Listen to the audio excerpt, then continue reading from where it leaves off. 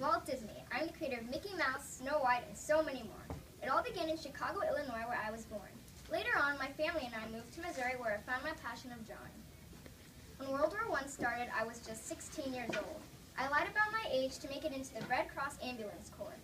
After a year, I was back in Kansas City, Missouri, where I created Lapograms, which were cartoons. Around 1923, I began to make a series of Alice films, also known as Alice's Wonderland.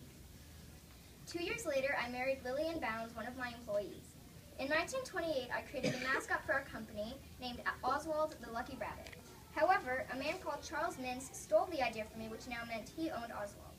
Lillian and I then decided on a new mascot, Mickey Mouse.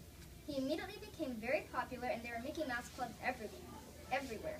Around the same time, I created the short film Steamboat Willie. It was a hit.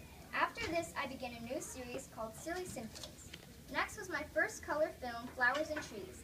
Color films weren't common at all back then. Flowers and Trees won an Academy Award. On December 18, 1933, our first daughter, Diane, was born. Years later, we adopted our second daughter, Sharon. My next big idea was going to be a full-length movie based on the fairy tale Snow White. My staff and I all worked hard on the film. When it was released in 1937, people were lining up everywhere to see it. It also won an Academy Award. Snow White made a lot of money for the studio. It broke records. Later, in 1940, Pinocchio came to theaters. Fantasia and Dumbo in 1941 soon followed. Only weeks later, Japanese planes bombed Pearl Harbor. I was now forced to create training videos for the soldiers. No one paid attention to my films anymore.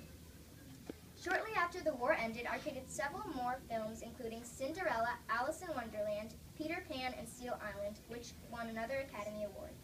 In the early 1950s, I had an idea to build a grand park.